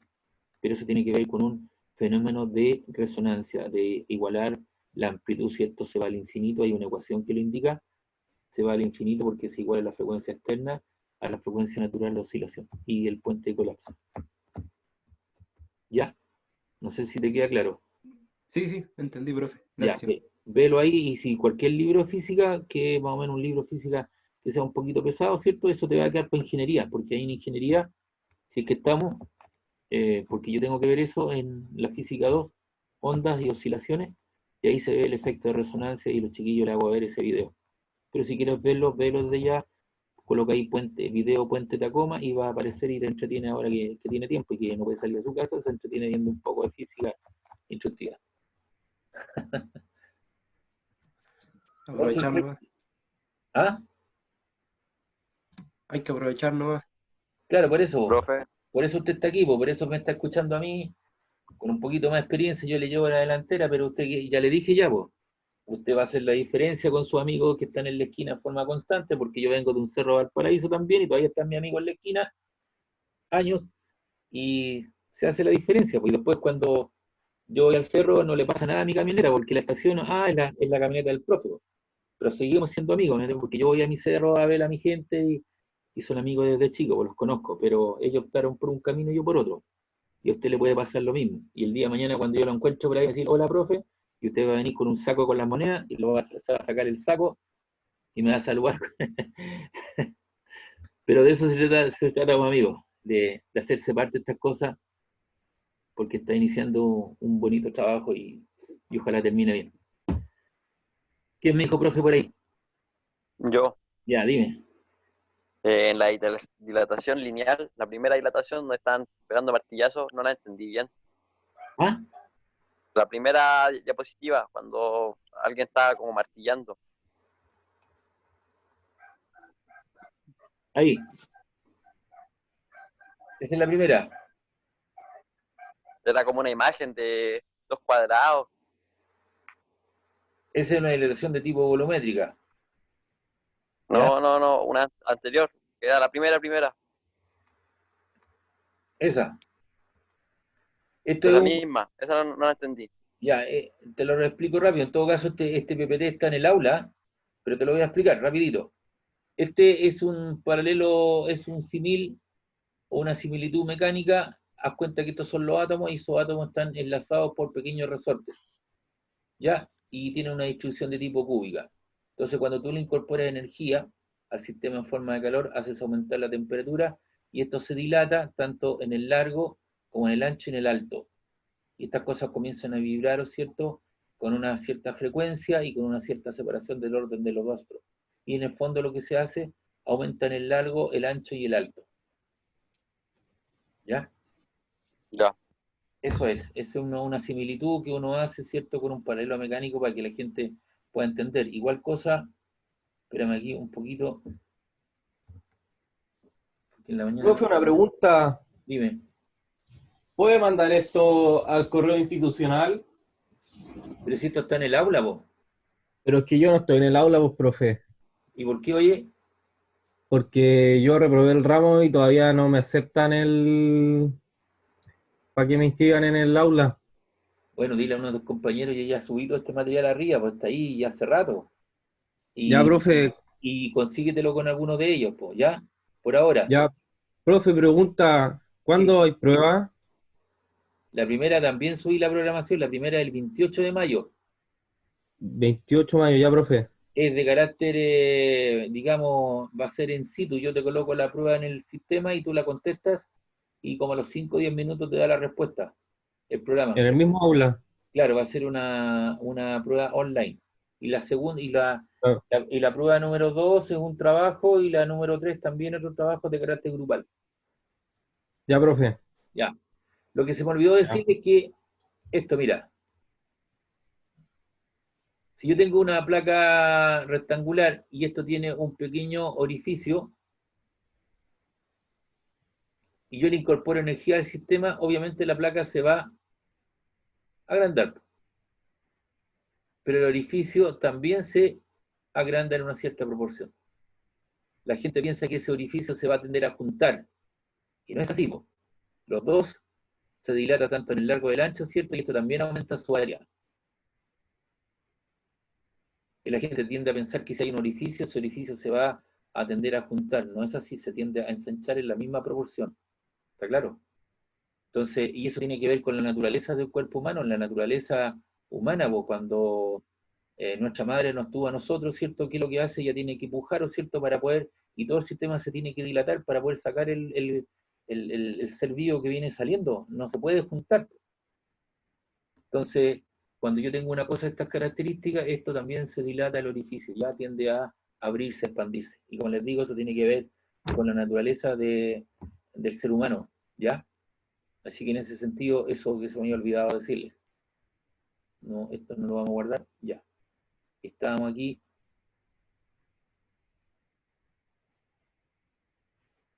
Ya. Otra cosa, bueno, ahí tenemos un puente, hay un extremo del puente que está fijo, mientras que el que se muestra, aquí está apoyado en un pivote, ¿cierto?, para prever la expansión térmica.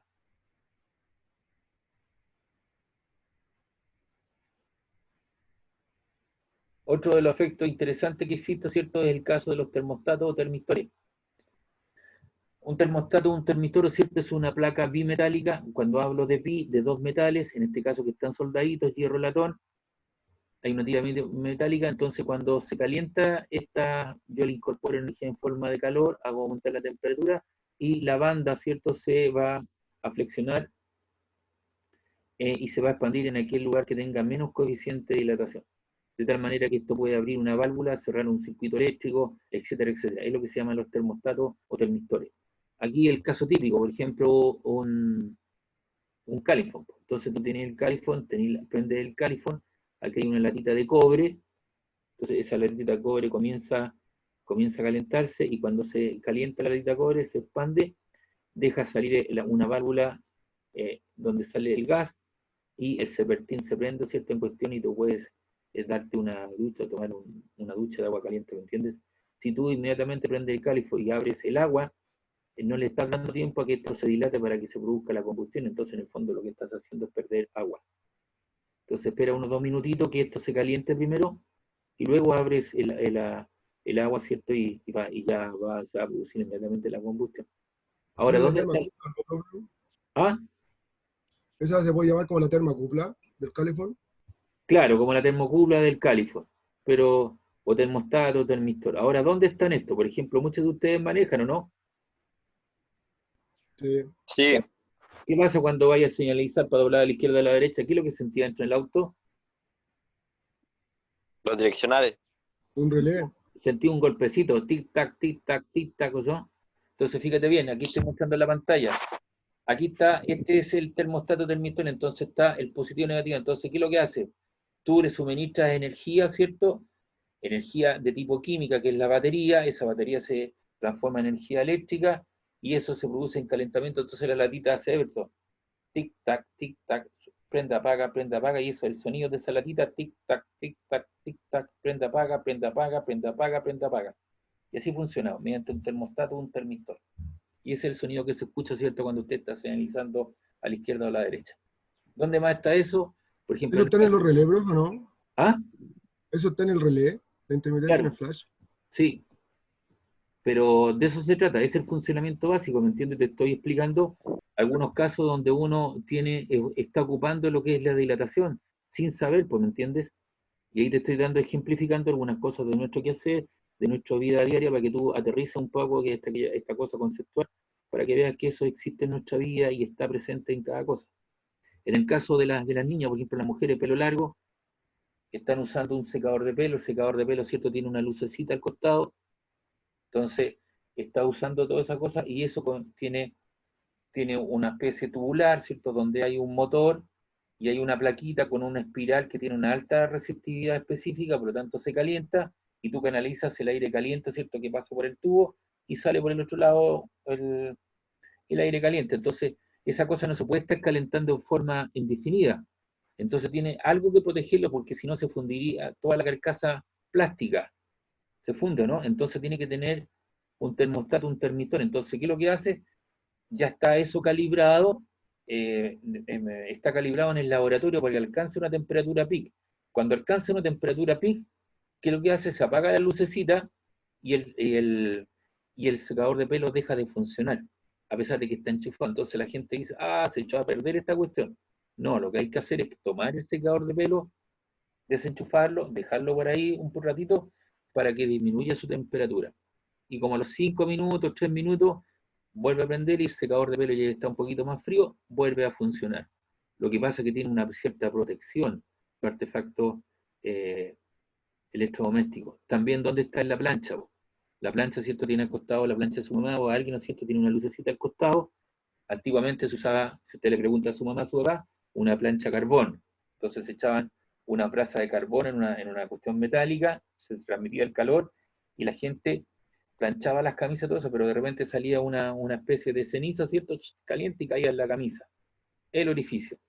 Después de eso fue reemplazado por una plancha que tenía en contacto una resistencia con una cosita así como una cosa plástica encima, una mica, y ahí estaba estaba la resistencia y eso se transmitía al calor, a la placa metálica de la plancha, y la señora, la dueña de casa con experiencia, ¿cierto?, le tiraba, ¿cierto?, un poquito de agua, ¿cierto?, y sabía cuando estaba caliente, estaba fría y ya planchaba. Hoy día las planchas tienen un potenciómetro que es un regulador y dice lino, lana, seda, diferentes tipos de tela. Entonces la persona que sabe que va a planchar una camisa de seda para un evento, ¿cierto?, un casamiento, entonces obviamente está planchando, lo pone en la seda, entonces la plancha comienza a calentarse, pero antes que llegue a la temperatura peak de la seda, eso desenergiza el sistema, se apaga la lucecita y baja la temperatura. Entonces está protegiendo, ¿cierto?, la seda y nunca se te va a quemar porque lo dejaste, te plancha la camisa, pero está siendo protegida a la temperatura a la cual la seda no alcanza a quemarse. Y ahí están los termostatos termistores, pero esto es basado en un hecho simple que es la dilatación térmica. Entonces, en una instalación eléctrica usted debería tener también un potencial, un fusible de alta y baja, un termostato o termistor, ¿me entiende? Un diferencial. Yo sé que usted no va a ser un instalador eléctrico, pero sí usted debería hacerse responsable. Si usted, por ejemplo, con un amigo se asocia y recuperan casa y las condicionan para poderlas vender, tiene que contratar los servicios de un instalador autorizado, de manera, ¿cierto?, que usted se asegure que está en las tierras, está el hoyito del medio, está el diferencial, el fusible de alta y baja y todas esas cosas. Usted me va a decir, pero profe, ¿eso me sube los costos? Por supuesto que te suben los costos, pero estás entregando una seguridad al cliente que te compra, porque si tú le explicas todo lo que está ahí en el panel, ¿cierto? Tú le dices, mire, en este momento esta casa, ¿cierto?, está adaptado, ¿cierto?, para las demandas de los watts necesarios suficientes para tener prendido 3 televisores, un secador de pelo, un microondas, ¿cierto? Tiene el relé, tiene un fusible de alta y baja, están separados los sistemas. Por ejemplo, aquí en el departamento donde yo vivo, yo tengo 2 circuitos eléctricos, uno que va para la cocina y otro que va al resto de la casa. Tú comprenderás que en la cocina está el microondas, está el hornito, también está, por ejemplo, la lavadora o la secadora que usa un enchufe de 5 amperes, entonces las demandas energéticas, sobre todo en invierno, son mayores, tú le estás sacando mayor energía al sistema, por lo tanto, tu sistema está habilitado para, digamos, soportar estas grandes demandas. Fíjate tú, un secador de pelo son entre 1200 y 1600 watts, entonces son equivalentes a prender 60 ampolletas, no sé, pues una 50 o 60 ampolletas en forma simultánea de 20 watts aproximadamente. Pues. Entonces, si no está habilitado para eso, se producen los incendios, y por eso me da mucha lata, pero anoche hubo un incendio ahí en Valpo, en la avenida Francia, y las demandas energéticas, porque se están subarrendando las piezas, ¿cierto? Se divide el cielo, se mete más gente, entonces las demandas energéticas de cada grupo familiar no son las de los años, los del año 2020, no son los de los años 40, años 50, porque nos ha hecho una actualización de todo el tendido eléctrico o el circuito eléctrico de la casa. Entonces, una casa no es solamente cambiar los sanitarios, sino también hay que actualizar, ¿cierto?, los circuitos eléctricos. Y el día de mañana, si tú eres ingeniero, vas a tener que hacerte responsable por la instalación eléctrica, por la instalación sanitaria, ¿cierto?, y la parte estructural en todo caso. Entonces, hay que subcontratar los servicios, pero yo te aseguro que si tú le das la explicación necesaria y suficiente a quien te compra la casa, comparada con la de frente, que puede ser 3, 4 millones más, yo creo que te compran la casa de todas maneras, porque tú le estás dando la seguridad y la certeza de que esa casa está habilitada. Fíjate tú que han encontrado en Valparaíso, normalmente hay una puerta principal, después hay una especie de hall, ahí está el medidor del agua y el medidor de la luz, y como las demandas energéticas son cada vez mayores, el pelito delgado de ese soquete tradicional, en vez de colocar el pelito delgado, que es la parte débil, ¿cierto?, el talón de Aquiles, le han puesto clavos, le han puesto monedas, entonces están reforzando, entonces la demanda energética pasa en el interior, pero los cables eléctricos se recalientan, y ese plástico es el que cae, ¿cierto?, en una colcha, en una cama, en el suelo, ¿cierto?, y se producen los incendios por una instalación eléctrica deficitaria. Y eso en función de tener las cosas como corresponde, pero para poder entender toda esa problemática hay que aprender un poquito, entender estas cosas que les estoy explicando. Entonces ahí tenemos el efecto de los termostatos o termistores. La desviación del extremo de la tira podría utilizarse, por ejemplo, para medir la temperatura. Ahora, el agua presenta lo que se llama una dilatación anómala, rara, extraña, paranormal. El agua tiene un comportamiento de expansión no lineal respecto a su punto de congelación. Nosotros en algún momento, cuando hicimos conversión de unidades, dijimos que la densidad del agua era 1 por 10 elevado a 3 kilogramos metro cúbico o 1 gramo partido por centímetro cúbico, pero que nos faltó decir que eso ocurre a una temperatura de 4 grados Celsius, su valor máximo. Ahí está, densidad versus temperatura. Y cuando tú comienzas a acercarte al 0, ahí tienes 3, 2, 1, 0, ahí llegas al 0, el agua se convirtió en hielo. Es por esa razón que la densidad del hielo es menor que la del agua, y por eso que cuando yo coloco hielos en un poco de agua, el hielo se va a la superficie porque tiene menos densidad. Y eso hace que su volumen mínimo ocurre a los 4 grados, pero acercándose al 0, el volumen del agua, ¿cierto?, comienza a aumentar y se produce una expansión. Y cuando llega a 0 grados, su valor vale 1,0013. Por esa razón yo le recomiendo que cuando usted quiera enfriar una botella de champán y la coloca en el freezer, ese líquido que contiene la botella de champán se va a convertir en hielo si se le pasa el tiempo, y ese hielo va a comenzar, ¿cierto?, a expandirse y va a generar una presión sobre las paredes internas ¿cierto?, de la botella de champán o de lo que sea, y finalmente se le va a reventar a usted la botella. Entonces, moraleja, no coloque una botella arriba, ni un recipiente con agua, sino colóquelo abajo en el refrigerador, lo coloca con tiempo, y así el agua no se le convierte en hielo y no se le produce el fenómeno de expansión que corresponde. Los barcos de madera antiguos, que eran construidos con madera cuando iban al Polo Norte, Polo Sur, los primeros por llegar a los polos, ¿cierto? Esos barcos quedaban atrapados, ¿cierto?, por el hielo, porque se movía la expansión, y se ven, hay películas muy antiguas donde se ven cómo está crujiendo el barco de madera porque está siendo reventado. Y por eso que existen en el polo, sobre todo en el Polo Norte, ¿cierto? Existen Rusia y Estados Unidos, Alaska, por ahí, tienen estos barcos oceanográficos que se montan sobre las capas de hielo y van cortando el hielo y van abriendo caminos para que por ahí salgan o pasen, ¿no es cierto?, los barcos con petróleo, con gas natural que traen, ¿no es cierto?, desde Rusia, ¿cierto?, por el mar Caspio, ¿cierto?, y puedan bajar a lugares, otros lados, y no se produzca, y viene uno en sentido contrario. Entonces siguen estos caminos, estas huellas que van abriendo estos barcos oceanográficos. Entonces, Como el agua, el rompehielo que hay en la Antártica. claro, el rompehielo lo que hace son muy feos, estructuralmente son muy feos, y si tú te das cuenta, todo el peso del barco está en la proa, ¿cierto? Son muy feos, porque tiene una curva especial, entonces ese peso se va montando sobre la capa de hielo y lo va hundiendo y lo va reventando, y va abriendo un camino. Y los barcos siguen esos caminos, ¿cierto?, que van abriendo estos barcos oceanográficos. Entonces el agua presenta una dilatación que es extraña, rara, ¿cierto? Y eso se debe, el agua tiene una densidad máxima a los 4 grados, ya lo dijimos, y eso se debe a que los cristales de hielo tienen una estructura hexagonal abierta, parecida a una jaula hexagonal, y esta abertura explica su expansión cuando se congela el hielo. En consecuencia, el hielo es menos denso que el agua. Y aquí está en la misma situación de los gráficos, que los pueden ver con detalle, pero lo que a mí me interesa es que los mares, ríos y lagos, ¿cierto?, se congelan desde arriba hacia abajo, y bajo la capa de agua, ¿cierto?, sigue habiendo vida marina, ¿cierto?, vida vegetal, lo que usted quiera, ¿cierto?, y se sigue toda la vida como tal. Porque si esto fuera desde el hielo, desde el fondo hacia arriba, no habría vida acuática, no habría vida marina. Y eso lo presenta el agua, que es uno de los elementos más abundantes en la Tierra, ¿cierto? Nosotros estamos constituidos de H2O, hidrógeno, oxígeno, ¿cierto? Estamos constituidos de hidrógeno, oxígeno en gran parte, y nuestro elemento más pesado es la piel. La piel, ¿cierto? Si te desollan y ponen la piel, ¿cierto?, en una balanza y la amasan, es el elemento que tiene mayor masa, porque está constituido fundamentalmente de agua. Es una capa que nos protege, ¿cierto?, ante la transferencia de energía hacia afuera y hacia el interior, ¿cierto? Y por eso tengo que estar tomando agua cada cierto tiempo. Y eso hace que los mares se enfríen, ¿no es cierto?, o se congelen desde arriba hacia abajo, y bajo eso siga habiendo vida.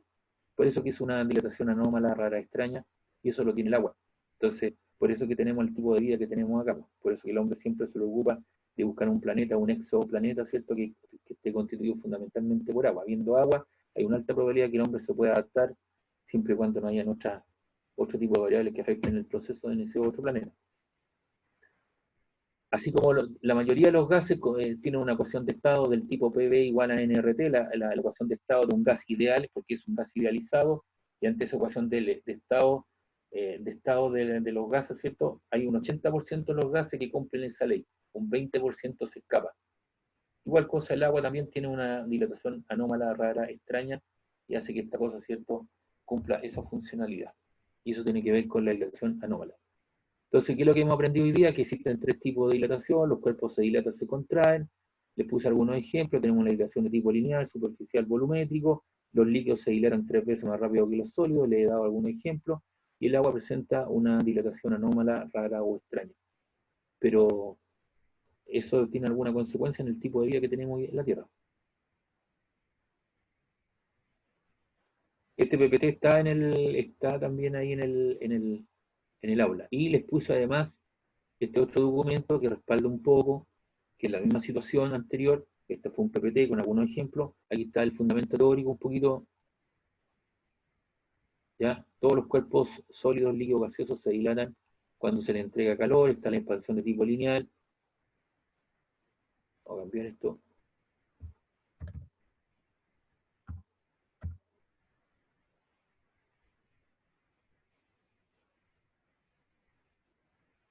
Ahí está la tabla de coeficiente de dilatación, puede diferir con el valor anterior. En el aluminio, en el otro aparecía 22 por 10 a la merced, aquí aparece 24. Los tipos de materiales, la forma de dilatación lineal, superficial, aquí aparece superficie, finales y la superficie inicial, 1 más 2 alfa delta t, ahí aparece toda la situación. Si una lámina tiene un hueco, el área de esta se dilata en la misma proporción que el material que lo rodea, que ya lo expliqué, ¿cierto?, mediante algún dibujo. La dilatación de tipo volumétrica, volumen final igual a volumen inicial, factor de 1 más beta delta t. Y el beta, ¿cierto?, esto tiene que ver con la dilatación volumétrica, es 3 veces alfa, por eso que los líquidos se dilatan 3 veces más rápido que los sólidos. Y aquí tenemos algunos ejemplos, el metro patrón, los rieles. Entre los rieles de ferrocarriles se deja un espacio que les permite dilatarse con el tiempo. En las construcciones metálicas, más de algunos de ustedes los van a llevar a la casa central, ¿o es cierto? Si es que las clases les van a enseñar a soldar al arco, es absolutamente necesario prever la dilatación de estas clases de construcciones, así como los puentes metálicos, los extremos descansan sobre rodillos. La construcción de edificios, en esta hay que tener en cuenta la dilatación térmica. Si el edificio se calienta y carece de espacio para dilatarse, surgen fuerzas internas que hacen fisuras en la estructura. En tal sentido es conveniente utilizar una junta. Las soldaduras, el vidrio padre, los remaches, fíjense bien, se colocan calentados al rojo vivo entre dos piezas que se quieren ensamblar y de inmediato se aplastan sus cabezas entre estas dos piezas que están fuertemente unidas cuando se enfría el remache. Usted mira, ¿y qué pasa con los remaches de los aviones? Con mayor razón, por eso se mantiene, ¿no es cierto?, en nitrógeno líquido, se sacan con unas pinzas y se colocan a presión entre dos partes del fuselaje. Entonces, ¿qué es lo que pasa? Si queda a presión, entonces finalmente, ¿no es cierto?, cuando empieza a ganar temperatura, esto se va a producir una expansión del remache y va a quedar mucho más firme. Recuerde que los fuselajes, los aviones están expuestos a grandes cambios de presión. Aquí están los caminos pavimentados, cada 10 metros aproximadamente se deja una ranura que se rellena con asfalto, madera y espacio que absorbe esta dilatación. Está el caso de los termostatos y la dilatación de los líquidos. Hay una dilatación aparente o real, y la dilatación real es la dilatación aparente más la dilatación de la vasija o recipiente. Entonces este material también se los dejé ahí, está más que nada el aspecto histórico en cuestión. Esto aquí lo termina a las 17:50, ¿no? ¿Les parece, que lleguemos hasta aquí? Para no aburrirlos tanto. Y la próxima clase voy a anotar aquí. Vamos a poner ejercicio de aplicación, dilatación. Ok. Entonces vamos a hacer ejercicios de aplicación que tengan que ver con la dilatación térmica, ¿cierto?, con la dilatación lineal, superficial, volumétrica, la dilatación de los líquidos. Vamos a hacer algunos ejemplos de aplicación. ¿Les parece o no? Sí, profe. Ya. Sí, profe. Todos estos materiales, si tú lo quieres reforzar, te digo, el PPT, las dos cosas que yo acabo de mostrar, ¿no es cierto?, están en el fichero y yo los voy a... ya están en el aula, así que los podrán ver con mayor razón. ¿Ya? Listo, chiquillos. Bueno, profe. Nos vemos. Bueno, Muchas profe. gracias. Profe, nos Gracias. vemos. Chao, que esté bien. Gracias. Bueno, profe, que esté Chao, bien. chao.